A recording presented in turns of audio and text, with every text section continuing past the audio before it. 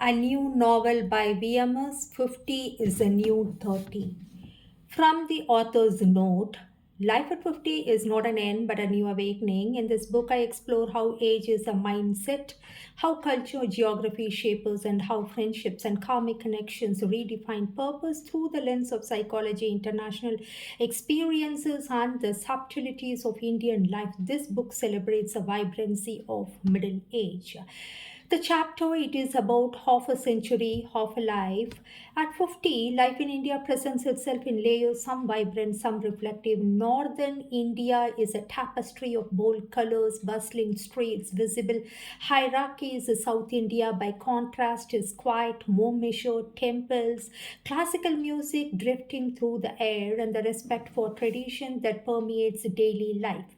As a psychologist, I have often noticed how regional upbringing colors the way people face 50. A Punjabi woman's laughter at a festive gathering is loud and unrestrained. A Tamil man's quiet musings over filter coffee in the morning are deliberate, introspective. Both face the same existential questions.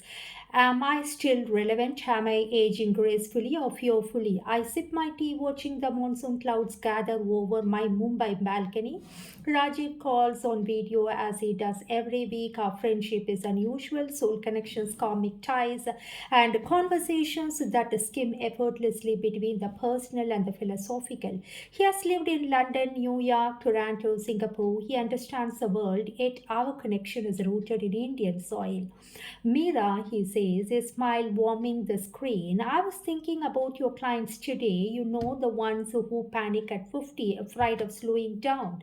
I nod, even though he can't see me. It is a mix of cultural expectation and personal reflection. In India, turning 50 is a big deal. There is family pressure, societal observation, but internationally it is different. People reinvent themselves. They treat 50 as a new beginning. We discuss our own lives, my journals, his recent travels, our favorite meals that remind us of home, and our global journeys from dosa in Chennai to vada pav in Mumbai, from sushi in Tokyo to pasta in Rome. Food is memory, culture, and comfort. Yet we always reflect on psychological patterns, how diet habits and routines influence mental health after 50. The irony, Rajiv says, is that people think international life makes aging easier, but identity crises follow you everywhere. The more places you live, the more you carry yourself inside. I love knowing the truth in his words. At 50, life is both expansive and introspective. It is a perfect time to merge Indian roots with international wings, to embrace age with curiosity, and to redefine it means to be alive. The next chapter, that is, we discuss about how the life in North India divide the mind at 50. India, in many countries, is one. I often tell my clients that 50 is not just a number, it is a cumulative imprint of your upbringing, your city streets, your family's rhythm, and nowhere is more obvious than in the north or south divide. In northern India, life moves with a boldness that mirrors the climate, hot summers, cold winters, and the relentless intensity of festivals and gatherings. The Punjabi friends I counsel laugh with abandon, sometimes too loudly for the quiet patience of the self. Every milestone is celebrated publicly. 50th birthdays, anniversaries, promotions. There is a constant awareness of the community, watching the neighbors, noting every wrinkle, every sign of fatigue. Age here carries prestige, yes, but also expectation. The South, by contrast, carries age differently. Life is measured in rhythms, the precision of temple bells, the slow simmer of sambar on the stove, the predictable incandescence of monsoon rains over Chennai and Bangalore rooftops. Here, turning 50 is quite a private celebration, often with family and sometimes with oneself. People reflect inwardly, balancing ambition with acceptance, achievement with mindfulness. I sip my chai and think about these contrasts, the patterns repeating in my client stories. Some northern clients come to me fearing irrelevance. They feel society has moved past them. Southern clients are reflective, asking deeper questions. Have I lived a meaningful life? Am I still becoming who I am meant to be? Rajiv's voice interrupts my thoughts through the video call. Mira, he says, leaning back in his armchair. I was thinking about your Mumbai patients, your Chennai clients, and how they approach 50. Is it like they live in different planets, or it both feel the same under the same skin? I smile exactly. Underneath it all, the fear is universal. Will life still feel alive? Will the mind still speak with curiosity? Will the body respond as it once did? He nods, and abroad, you have worked with people and who have lived internationally. The difference is fascinating. 50 is not feared, it is celebrated. People start new careers, move cities, and reinvent themselves. The north and south pressure seems almost oppressive compared to that. We discuss examples. A former client from Delhi who retired early to study digital art in Berlin, finding a new community, a Tamil couple relocating to Singapore to explore culinary arts, embracing the unfamiliar yet grounding themselves in tradition. The stories reveal a pattern. When people move beyond geographical and cultural limits, they expand the possibilities of age. Do you think, I ask Rajiv, that people in India at 50 need permission from society, family, themselves to live freely? Absolutely, he says, a gleam in his eyes. And that's where mindset comes in, north or south, rich or poor, elite or ordinary, Indian or international. If the mind believes 50 is old, it is. But if it believes 50 is a new beginning, it is a new 30, the world opens up. I jot down notes in my journal as I do every evening. My writing has become a tool for discovery, not just for therapy. I reflect on my own life, the early mornings in Mumbai, my meditation practice, my travels with Rajiv, and I realize that 50 is not the twilight of selfhood but a bridge that can connect tradition with modernity, family with individuality, roots with wings. Food, habits, and routines, a thread through this bridge. The north loves its butter-laden parathas, ghee-soaked sweets, and south its coconut chutneys, idlis, and herbal teas. Both nourish the body and psyche, and every the mind needs more than taste. It needs purpose, exploration, and reflection. Rajiv chuckles. One thing we can agree on, whether it is north or south 50, is what the cravings change, not for food but for life. I note, smiling to myself, perhaps that is the most important lesson of all. A 50 hunger is no longer just for survival. At 50, it is for experience, joy, connection, self discovery, and whether in Delhi or Chennai or Singapore or London, the hunger for life can never be satiated too early. The next chapter, it is about the psychology of rediscovery. 50 is a peculiar age, not old enough to stop dreaming, yet old enough to feel the weight to unfulfilled expectations. In my views as a psychologist, I have seen two responses to this stage. Some retreat into comfort, others leap into reinvention.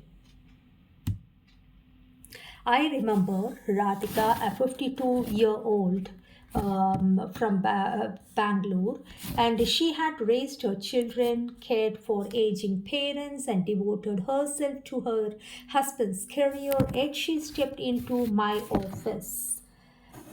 Her eyes shimmered with an unspoken question: who am I really? Is it precisely this question, existential, unflinching, that defines 50 North or South India or abroad? The psyche craves authenticity at this age. It is not enough to follow routines, maintain appearances, or keep society as pleased. The mind asks for exploration, curiosity, and meaning. Rajiv and I discuss this often over evening calls, or voices mingling with the distant hum of Mumbai traffic. Meera, he says one night leaning back, people fear 50 because it reflects choices made and roads not taken. They have measured themselves by other standards. Abroad, it is simpler. They have fewer rigid comparisons, more freedom to redefine themselves. I sip my chamomile tea nodding. Yes, but the human mind is complex. Even in freedom, fear follows us. The fear of failure, the fear of judgment, the fear that the mind or body won't keep up. This is where rediscovery begins through therapy, journal, meditation, or even in a simple walk in an unfamiliar neighborhood. The mind starts to untangle the layers of identity formed over decades. It starts to ask, what do I truly desire? What excites me? How can I live fully without apology? I encourage my clients to explore small experiments, taking up painting, learning a language, volunteering, or even changing careers. One of my clients, a former corporate lawyer for Delhi, quit her job at 51 to become a travel photographer. The first month was terrifying, second month exhilarating, and third she radiated a confidence she hadn't felt in decades. Rajiv listens, eyes sparkling. See this what I mean. Rediscovery is a privilege. It requires courage, but it is rewarding.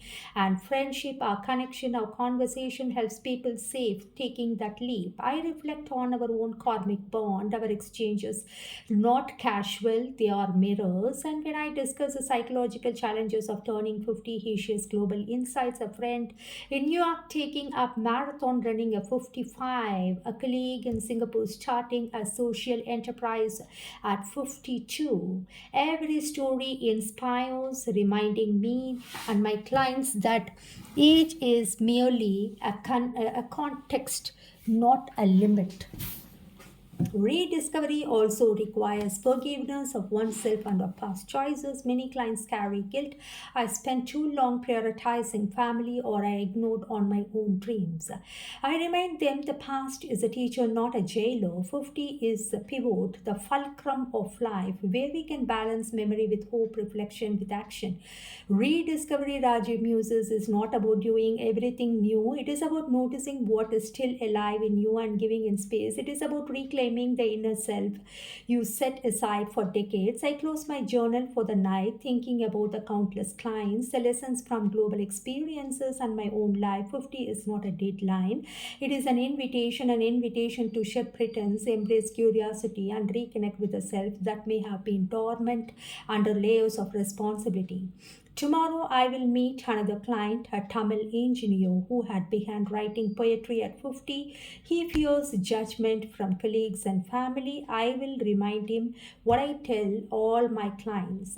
The world may not always applaud, but your soul will reorganize. Your courage. Rediscovery is always worth it. And in that, the essence of 50 emerges, a vibrant confluence of experience, curiosity, and courage. 50 is not the twilight of life, it is a dawn of self realization. The next chapter it is about the soul connection and karmic friendship. Some friendships defy logic. They do not grow from proximity or convenience, but from a resonance deeper than the surface of everyday life. Rajiv and I share such a bond, a connection that feels like life choice and more like fate. I often tell the clients that relationships in my midlife are different. They are filtered through experience, reflection, and emotional clarity. At 50, you no longer need friends who simply fill space. You need souls who mirror your growth. I remember meeting Rajiv in Mumbai 20 years ago, but of both of us young, idealistic, and hungry for understanding the world. Over the years, we drifted across continents, he to London, Singapore, New York. I remained rooted in India, building my practice, but our conversation never faltered. There is an invisible thread, a karmic rhythm that pulls us together whenever life nudges. Mira, he said during one of our evening calls, do you feel that some people we meet are meant to accelerate our growth, even if we do not realize it at the time? I smiled, knowing he was referring to the subtle synchronicities we have shared. Absolutely, I call them karmic friendship. They teach, challenge, and sometimes heal us, and they are not always comfortable, but they are essential. He leaned back, eyes distant, as if recalling 1,000 shared memories. It's fascinating, isn't it? How a conversation about something trivial is a recipe for those can lead to profound realization about life, identity, and aging. That I realized is the beauty of our connection. It is grounded in authenticity, in laughter and tears, in shared silences and unspoken understanding. At 50, these friendships are lifelines. They remind us that we are not alone in the labyrinth of age, that our joys and fears are mirrored and validated. I have observed in my clients that such friendships became pivotal at midlife. They help individuals navigate transitions, emptiness, career reinventions, health anxieties, and psychological recalibrations that 50 demands. Emotional resilience is nurtured through these bonds. For example, one client, Maya, a 54-year-old executive from Chennai, rediscovered her passion for dance only because a longtime friend encouraged her. Without the soulful connection, she might have silenced her desires again. Rajiv, and I often reflect on how international exposure affects our connection abroad. Friendships are chosen with a discerning eye, compatibility, values, and shared growth matter more than tradition or obligation. In India, familial ties and social expectations often shape friendships, sometimes limiting their depth. And yet, the lessons we learn here are universal. Soul connection transcend geography, age, and circumstance. Do you think, he asked once, that at 50 we finally understand friendship not as a comfort but as a mirror?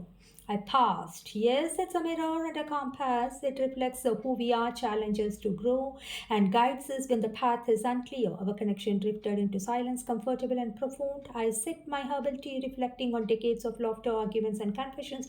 There is a unique peace in knowing someone who knows you deeply without needing explanation. It is a kind of psychic homecoming. In my private practice, I encourage clients to nurture such connections, whether through old friends, professional mentors, or even rekindle bonds. These relationships are antidotes to middle life loneliness. They infuse vitality, perspective, and courage into lives that may otherwise feel constrained by fear or routine. 50, I said to Rajiv, smiling, is the age when the company we keep becomes as important as the work we do or the dreams we chase. He laughed softly, a sound that carries years of shared understanding. And the irony, he said, is that we discover this only when we have enough life beyond us to recognize the value of these contradictions.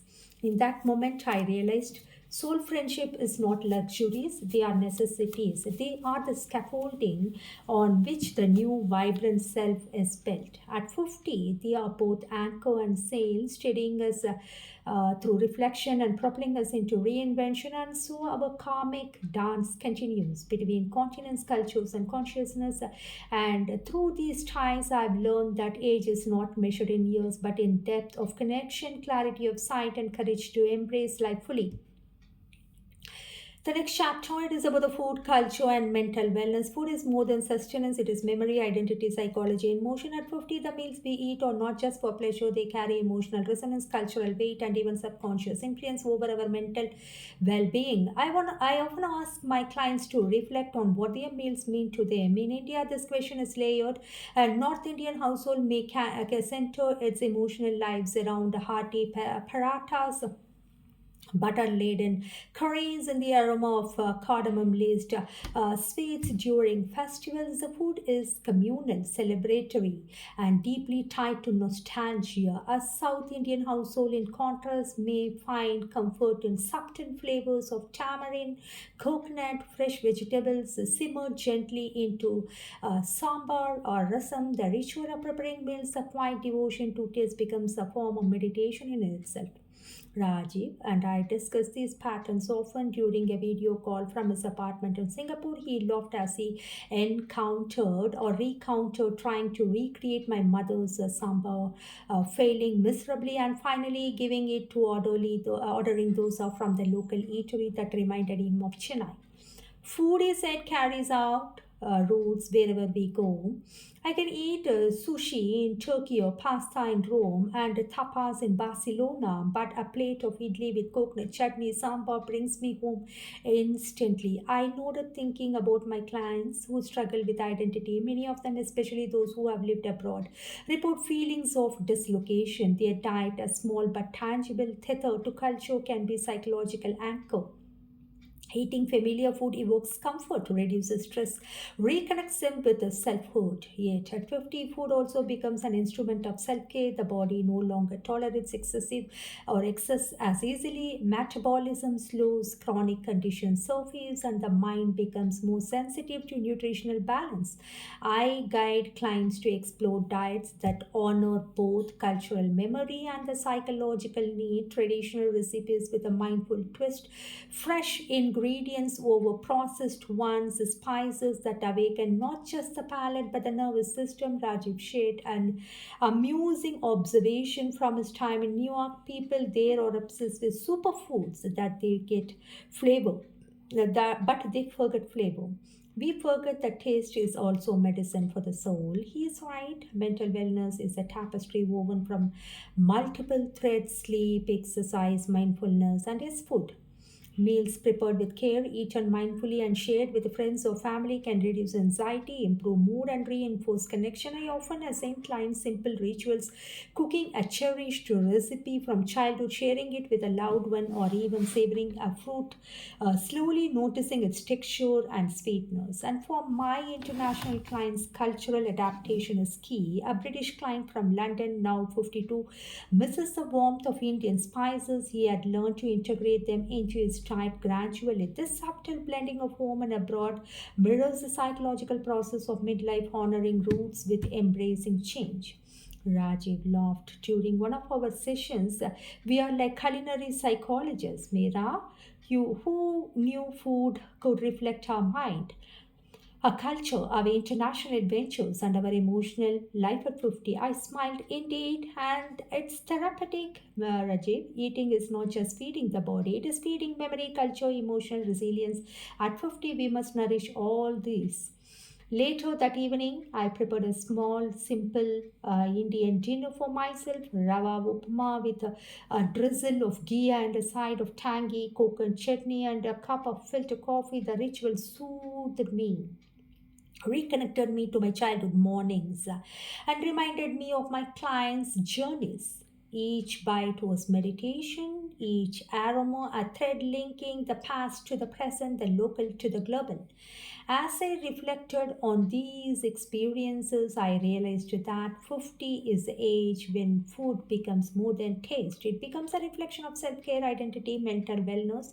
The meals we choose and the rituals we maintain and the stories we carry with them help anchor us in a turbulent world and provide comfort amidst the changes that midlife inevitably brings. The next chapter, it is about the global experiences and local roots. 50 is the age when roots and wings must coexist. The roots remind us of where we come from, our family, culture, language, memories. The wings invite us to explore, adapt, and absorb the vastness of the world. I often tell my clients that it is the paradox of midlife.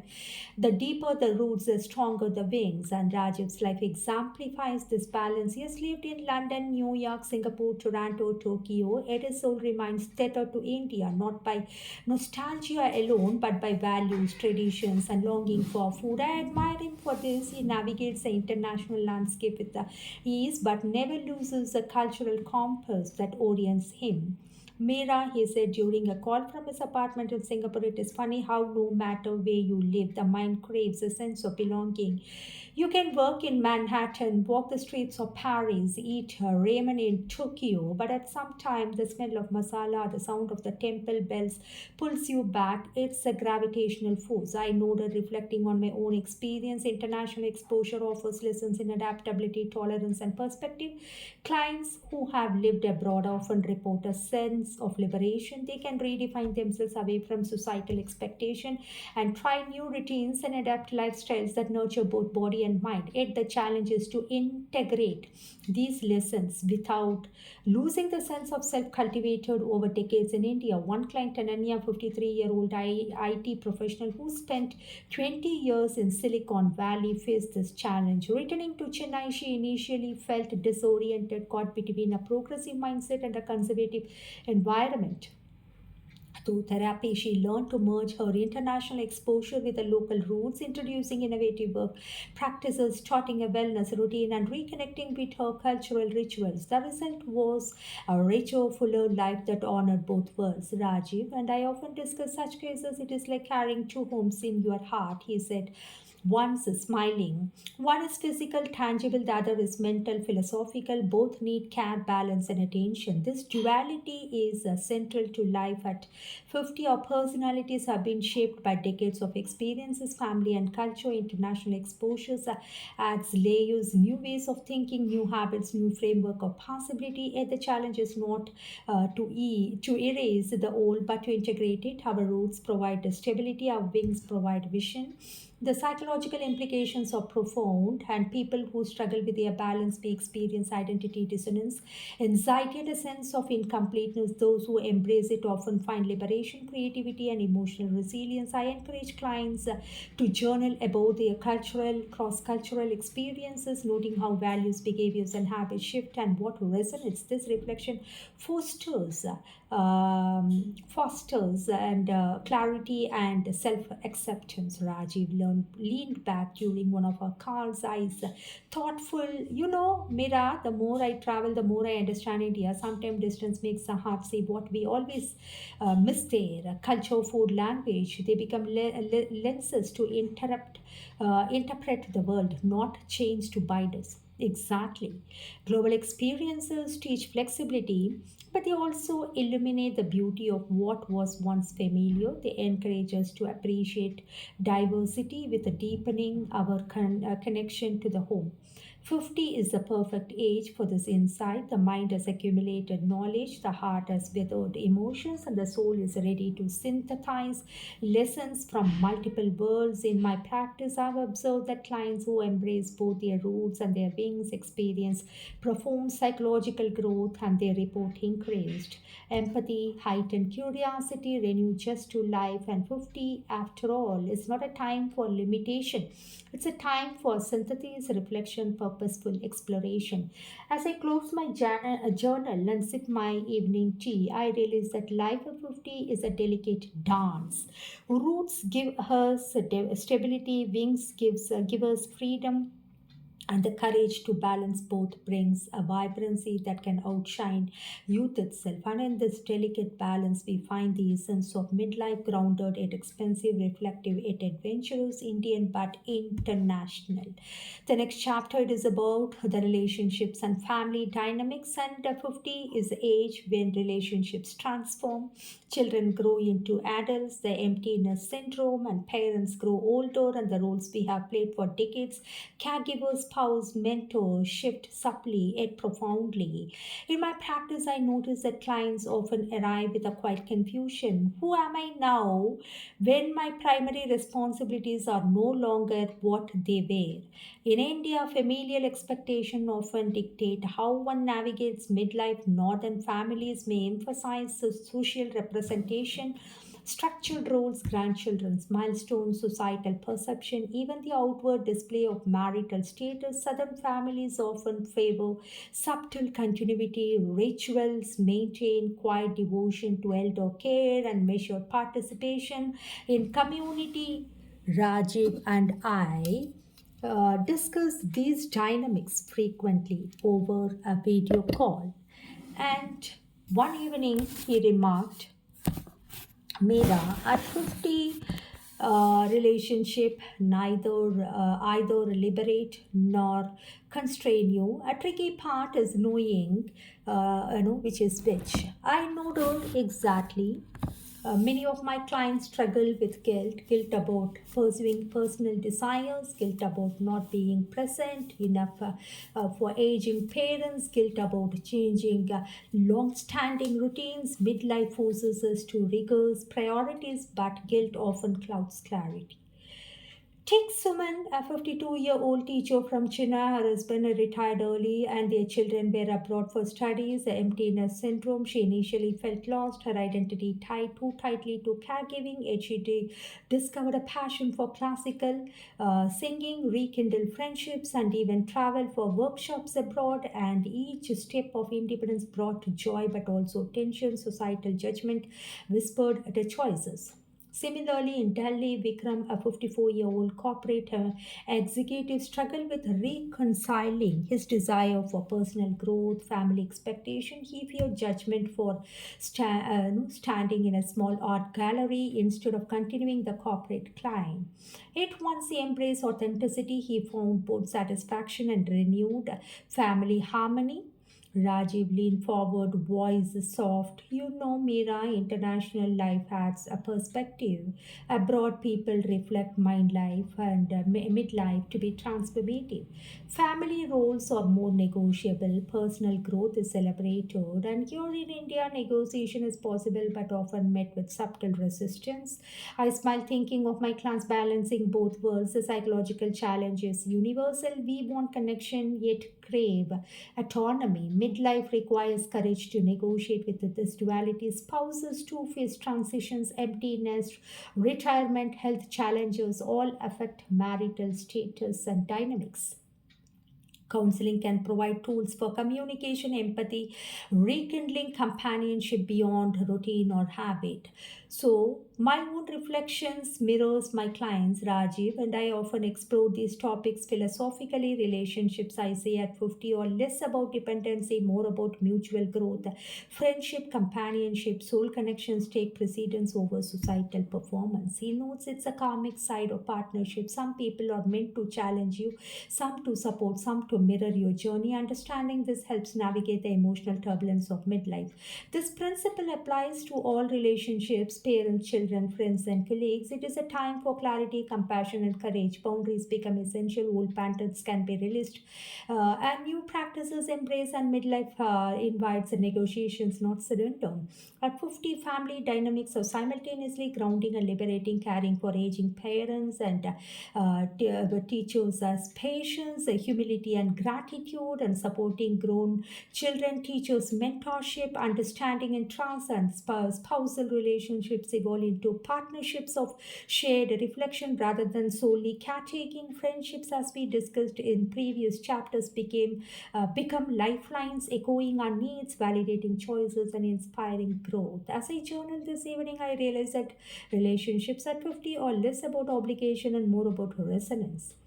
They are mirrors, scaffolds, and sounding boards. They challenge, comfort, and illuminate, and when navigated consciously, transform midlife into a rich, vibrant tapestry of connection, purpose, and fulfillment.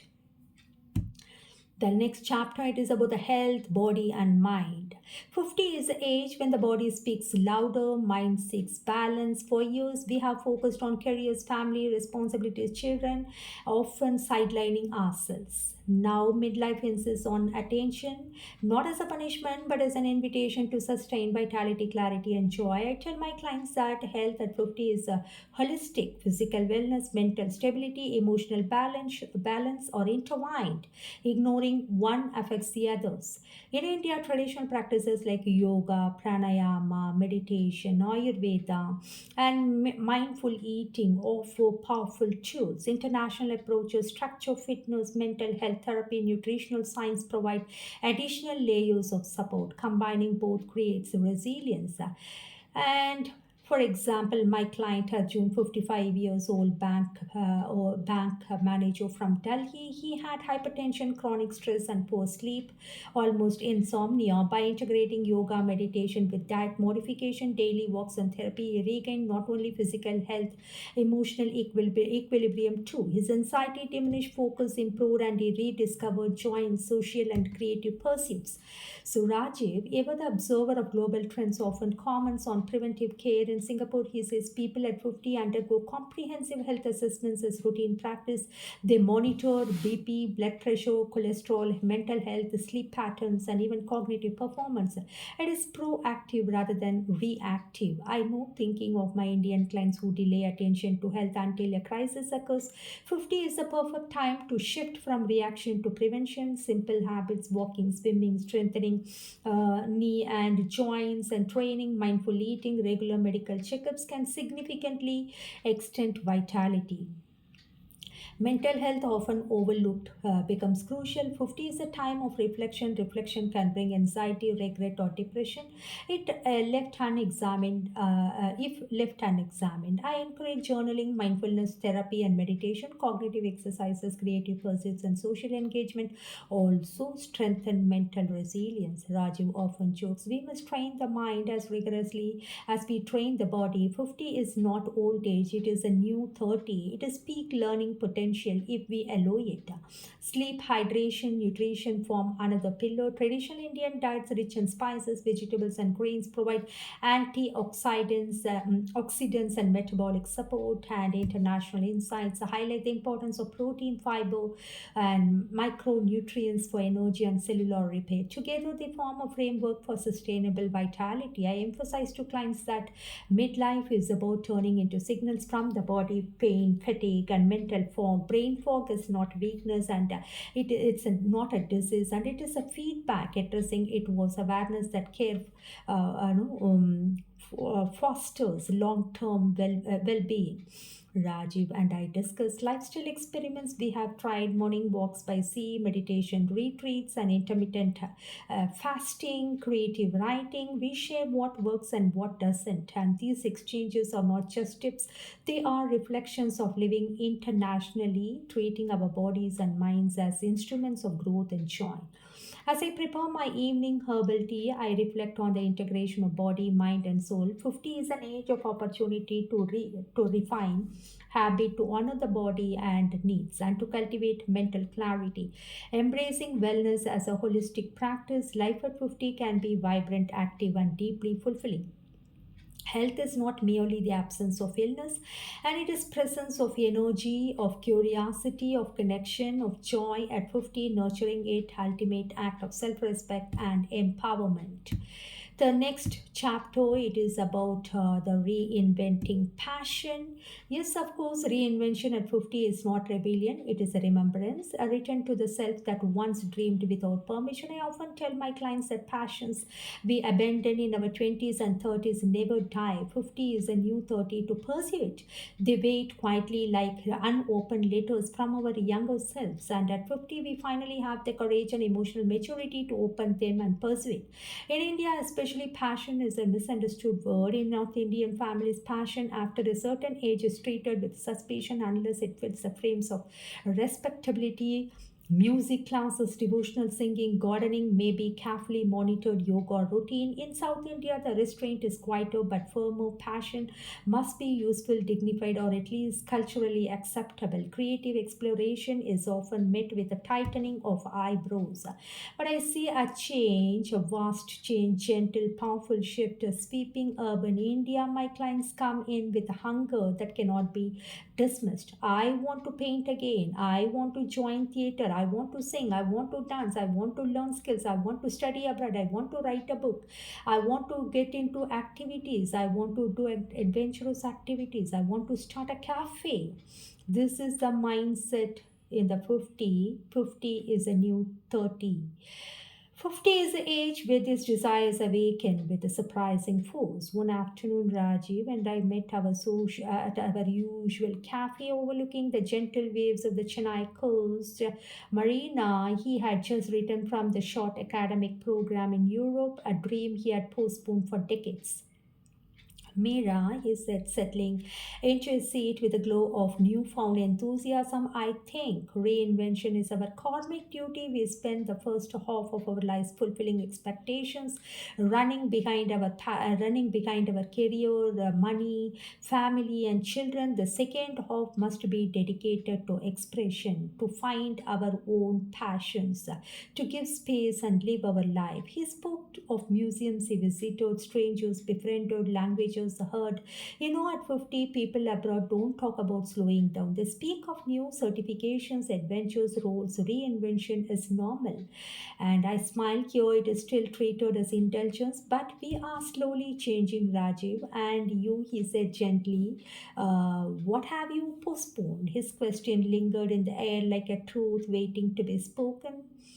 Well, I had always wanted to write a book, and I should be a renowned writer. I have to get laurels and accolades and prizes, not just academic articles, not papers on trauma or child psychology, but a narrative, reflective, psychological books that blended human stories with emotional truth. I had been carrying chapters in my mind for years, yet never dared to put them on paper. I think I said slowly that it is time for me to write fiction, real stories hidden in fictional skin. Rajiv grinned. There you go. That's the 50 spirit, Mera. My clients often rediscover passion through the smallest acts. At 50, old homemaker from Bangalore learned Western vocals, and retired IPS officer from Lucknow began sketching portraits. A grandmother from Kochi started a YouTube cooking channel that went viral. A Malayali engineer from Dubai wrote poetry in Malayalam after 30 years. A Punjabi doctor in Toronto started teaching classical Kathak to children overseas. Reinvention is not dependent on geography, it is dependent on honesty. Psychological passion protects the mind, it keeps neuroplasticity alive, reduces anxiety, anchors identity, and provides purpose. It reminds us that we are more than roles, more than responsibilities, more than our aging bodies. Passion is an antidote to stagnation. Rajiv and I often discuss a concept I call midlife ignition. I repeat, midlife ignition. The moment a spark breaks the monotony, it's like deja vu. And Rajiv said once, a memory of who you used to be returning like an old champion. Exactly. Passion is not a new discovery, it is an old recognition. A therapy session, I help clients identify their dormant interest. We explore childhood joys and teenage fantasies, forgotten hobbies. Most rediscover something that once made them feel alive. The beauty of 50 is not that you finally have the wisdom to nourish it. Reinvention and 50 is not about providing something, it is about reclaiming something. Your courage, creativity, curiosity, essence. It is a moment you realize life is not winding down, it is warming up. Rajiv often tells me, Meera, at 50, you are finally free to live without apology. And as I sit by my window tonight, a notebook open, pen poised above blank pages, I feel that freedom pulse gently within me. This is not the beginning of the end, and this is the beginning of becoming. And the financial wisdom and 50 freedom at 50, the next chapter. Money at 50 is no longer a matter of survival, it becomes a conversation about freedom, dignity, possibility. In my sessions, when people speak about finances, they are really speaking about something deeper: fear, security, insecurity, and identity, or a dream they are finally willing to acknowledge. Financial psychology is a field rarely discussed in India. It money has shaped our choices from childhood, with which subjects we should study, and whom we should marry, where to live, and what dreams and where to relocate or migrate we suppress. At 50, the relationship with money undergo an emotional shift. It becomes less about accumulation, more about alignment with values, lifestyle, passions, and future aspirations. North or south financial mindsets.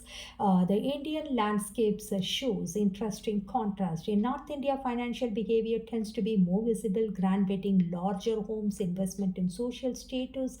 Money becomes language, performance, reassurance. In South India, the attitude is quieter: disciplined savings, gold security, early investment in children's education, understated lifestyle choices. Money becomes protection, stability, cultural continuity. Neither is right or wrong, merely different expressions of security or insecurity. At 50, both groups share a common realization: financial independence is emotional independence. A conversation with Rajiv. Rajiv and I often spoke about financial freedom, especially as if he had lived, especially as he has lived abroad and observed global attitudes in Europe. He said, using one of our late night calls, people plan their 50s like a new adolescence. They do part time work, start small jobs, business, travel, learn new skills. Money is managed to create experiences. I replied, here most people plan their 50s like a protective fort: emergency funds, property security, future medical costs, children's expenses. Rajiv laughed gently. Both approaches have wisdom, Mera. Then his voice softened. But Mera, you know that real wealth at 50: mobility, choice, time, and emotional clarity. He was right. We spent decades trading time for money, and suddenly at 50 we want to trade money for meaningful time. The psychology of financial freedom. I teach my clients that financial freedom is not a number, it is a feeling. It is about the ability to say, I can take a break if I need it. I can pursue my passion without guilt. I can support myself with dignity no matter what happens. And I can choose. At 50, financial fears often intensifies. What if I have not saved enough? What if my health betrays me? And what if my children need me financially? And what if my dreams require more money than I have? But fear, when examined with honesty and planning, becomes manageable. Women and money at 50. I spend significant time with women clients discussing money. Many have lived through decades of giving, nurturing, caring, adjusting, often with limited personal financial agency. I tell them gently, at 50, financial independence is not luxury, it is emotional safety. A woman who understands her finances stands differently, her posture more grounded, decision more clear, voice more confident. And Rajiv's insight. One evening while walking along the marina, Rajiv said, you know, Mera, money is energy, and in our younger years it flows outward towards responsibilities. At 50, it must flow inward towards our well-being. I smile and most people feel guilty about that, Rajiv. He nodded. That is where you come in as a psychologist. You teach them to see self-care as an investment, investing in the second half of life. People think financial planning at 50 is too late, but it is actually perfect. Do you know what lifestyle do you want? What comforts matter? What drains you? What fulfills you?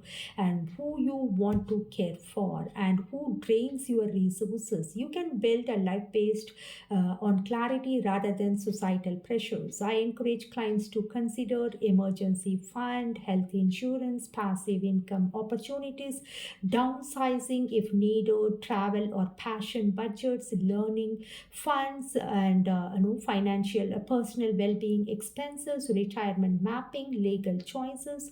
Each decision reflects emotional maturity, and it's not fear. The spiritual side of money. Rajiv often speaks of money karmically. Money, he says, amplifies your inner state. If you are fearful, it becomes a prison, and if you are confident, it becomes a key. At 50, the key metaphor is powerful.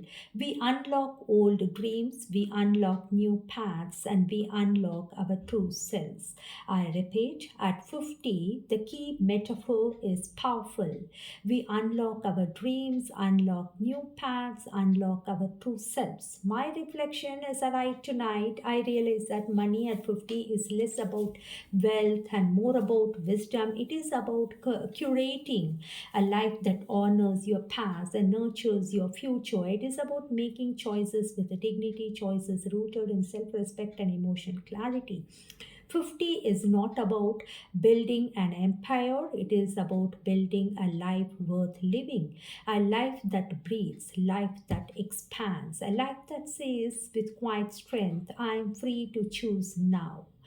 And the chapter global mindset and cultural fluidity. At 50, a global mindset is not built from travel alone, it emerges from curiosity, openness, and willingness to unlearn. At 50, many of my clients experience widening of inner horizons. Their children live abroad, their work exposes them to multicultural spaces, and their own identities begin to expand beyond the borders of state or nation.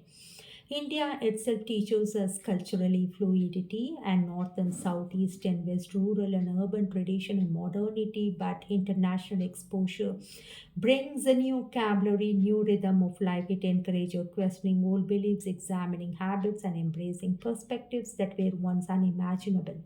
The changing identity at 50 for many Indians, especially those with the children living in US, Europe, and Middle East or Australia, midlife becomes a bridge between cultures. They compare lifestyles, value systems, food patterns, social norms, and aging philosophies. They begin to ask, do I still fit into the old expectations? What should I adapt from these new worlds? And how do I stay Indian yet breathe globally? The beautiful truth is at 50, identity is richly blended, not bound. Conversations with Rajiv, a window to the world. Rajiv has lived, studied, and worked outside India.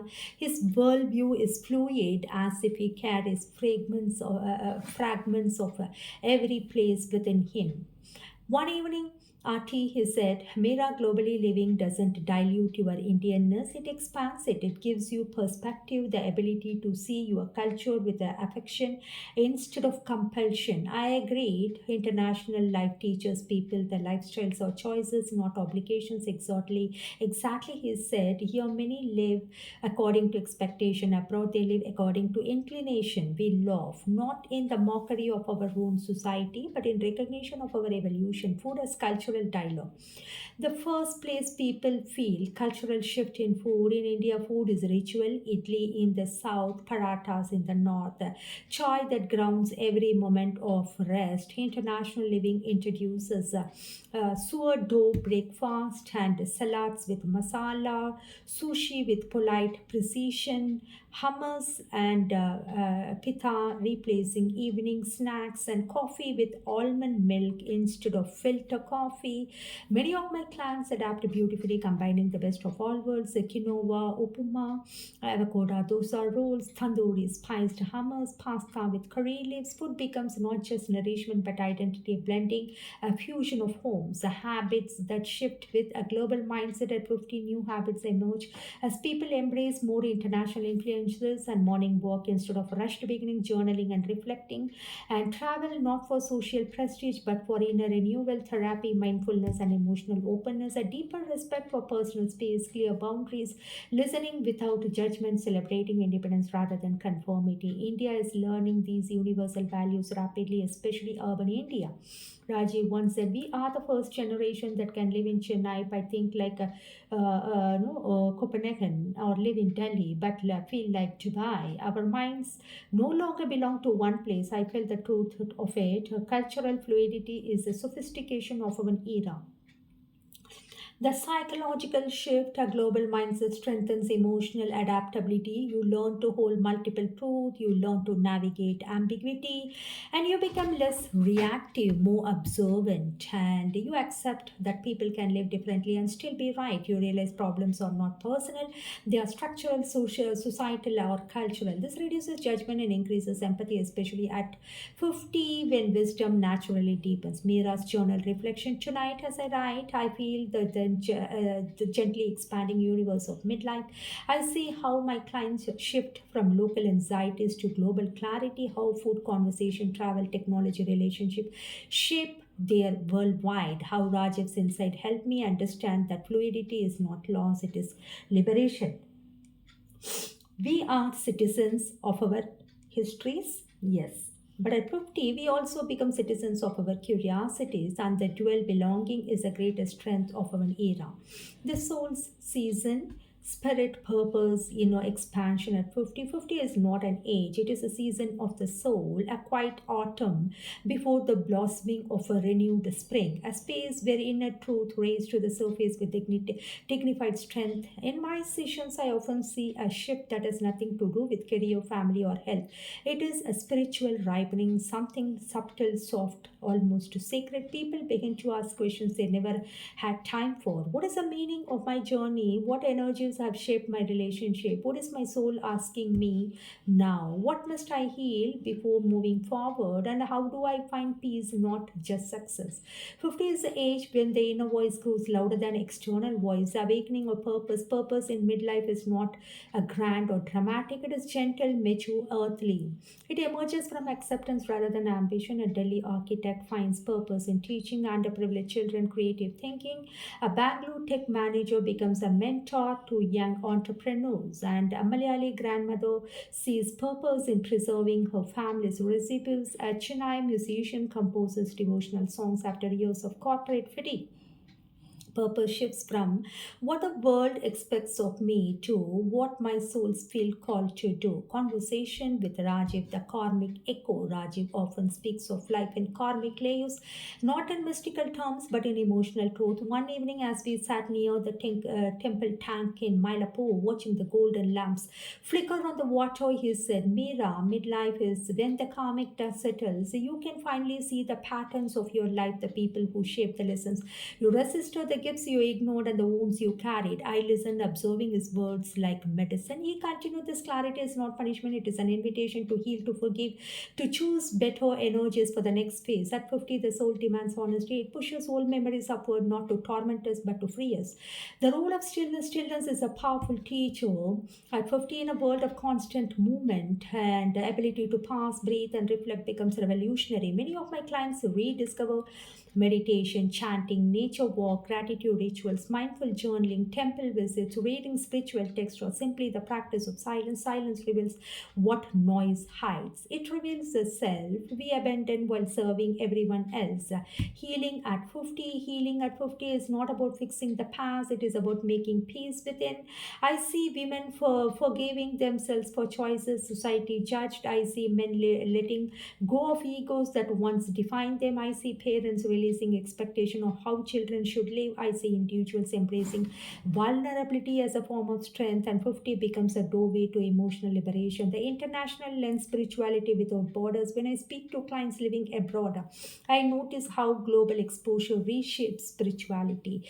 They combine Indian tradition with global wellness, yoga with journaling, Ayurveda with nutrition science, chanting with the sound therapy, and temple visits with museum meditations, and bhakti, spirituality with mindfulness, festivals with gratitude practice. Spirituality becomes fluid, personalized, intimate, no longer confined to ritual alone. Rajiv once said, spirituality is the art of recognizing the sacred in the ordinary. A cup of tea, a sunrise, honest conversation, long walk, unexpected moment of grace. Mira's own realization. As I write this chapter, the final note, I feel a shift within me too. 50 has woven threads of acceptance, resilience, imagination, and the freedom into my own being. My purpose now is not only to heal others but to expand myself creatively, spiritually, emotionally, and soulfully. Most importantly, mindfully. Rajiv's companionship has been a catalyst. Our conversations, our shared wisdom, karmic resonance, they have enriched this journey. At 50, I understand this truth with crystal clarity. The soul is never aging, only evolving. The essence of the season 50, the season of expansion without arrogance, reflection without regret, softness without weakness, and boundaries without anger, dreams without fear, life and love without expectation. In this age where life becomes less about proving and more about being. In this age, the inner sovereignty, quiet power, luminous purpose, soul finally at home with itself. As I close my journal tonight, I feel a gentle tide within me, not as an ending, but as an unfolding. 50 is not an old age, or it is not the second half to be lived, and 50 is not, it is a new 30, and it is the new truth, it is a new clarity, it is a new freedom, it is a new beginning, and the soul in the season blooms. I not even call 50 as a new 30, I can call more as new truth, clarity, freedom, beginning as it blooms. That's the end of 50 is new 30.